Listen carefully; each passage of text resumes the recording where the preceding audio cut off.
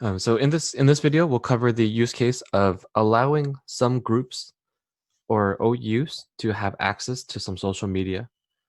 We'll use social media as the example category, and then we'll block everybody else from accessing social media. I don't have any groups integrated with this tenant, but what we'll do is we'll select the marketing group here. We can select marketing group. When we hit next, we'll go to category. We'll select social media, or I think it's just social, predefined. We hit next. We can hit no DLP. We just want them to allow all of these different activities. Also, if you select none, it also does the same thing as well. So selecting all or none, all applicable activities will be selected. No additional attributes. For the action, we'll allow the marketing group to go through.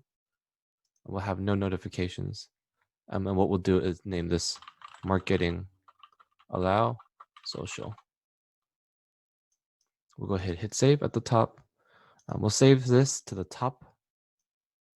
So we see marketing allow social. And we'll go ahead apply changes. And then now we'll build a policy to make sure that we can block all other users. So instead of selecting individual user groups, for this policy to block all users, we can leave this to all users. And go to category of social media. We hit next. No DLP. We just want to block them from browsing or using it. We can also just leave this blank for all applicable activities. No additional attributes. We'll go ahead and for the action, we're going to block these users and we'll give them the default template. No notifications. And then we'll say all other groups for the policy name. We'll say block social. Go ahead, hit save at the top right. And we want to position this policy. After the marketing allows social. And then we'll go ahead, hit apply changes.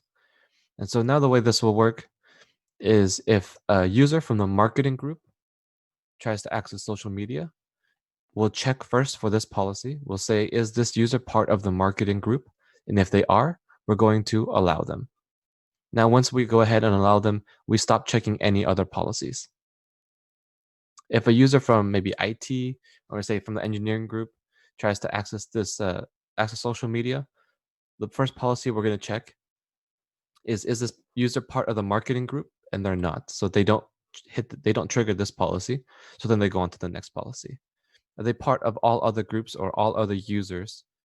Yes, they are. They're part of IT or engineering. So right now what we're going to do is block the user from accessing the social media.